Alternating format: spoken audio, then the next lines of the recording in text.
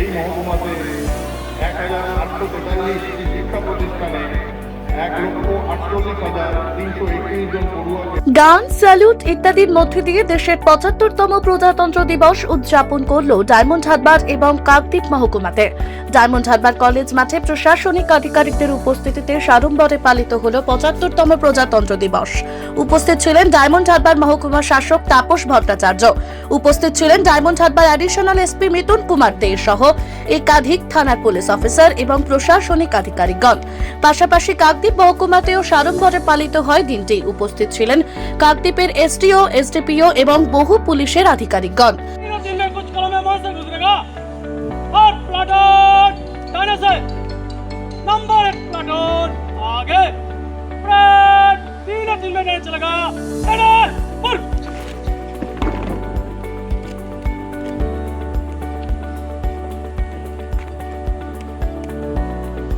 এই মহতী অনুষ্ঠানের প্যারেডে অভিবাদন গ্রহণ করবেন মাননীয় মহকুমা শাসক ডক্টর মধুসূদন মণ্ডল মহোদয়। আগামী রয়েছেন সুন্দরবন জেলা সশস্ত্র পুলিশ বাহিনী নেতৃত্বে ASI Subir Maiti.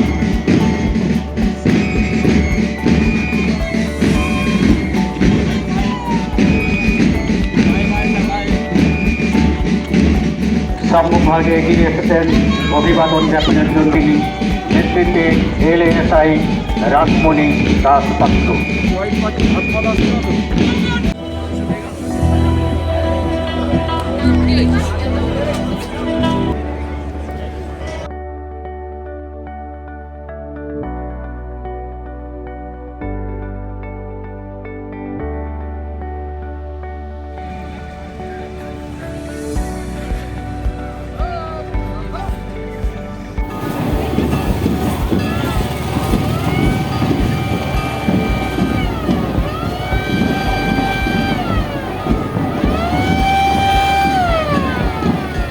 Fire service অভিবাদন জানাচ্ছি।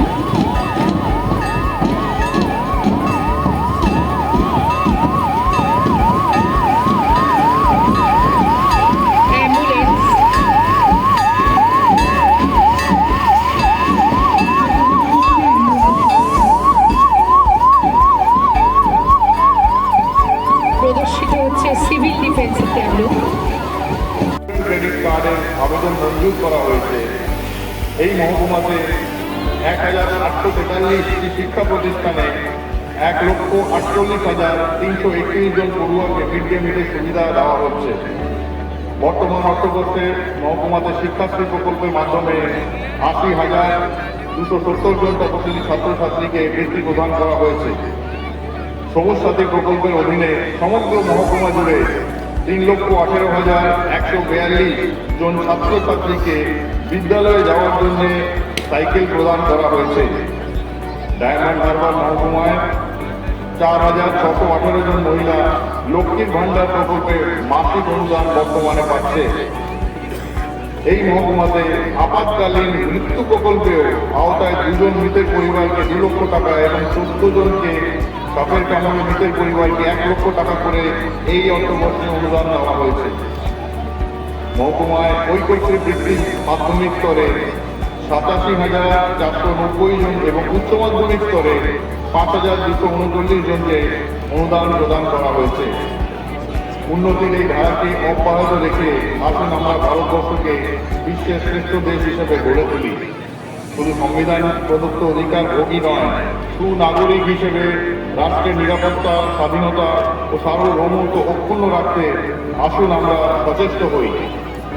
আসুন আমরা আরো শক্তিশালী, সমৃদ্ধ ও উন্নত ভারতবর্ষ গড়তে প্রতিশ্রুতিবদ্ধ হই। এই প্রজাতন্ত্র দিবসে উদযাপন করি এবং এই অঙ্গীকার নিয়েই আমরা ভবিষ্যতের পথে এগিয়ে চলি। জয় হিন্দ।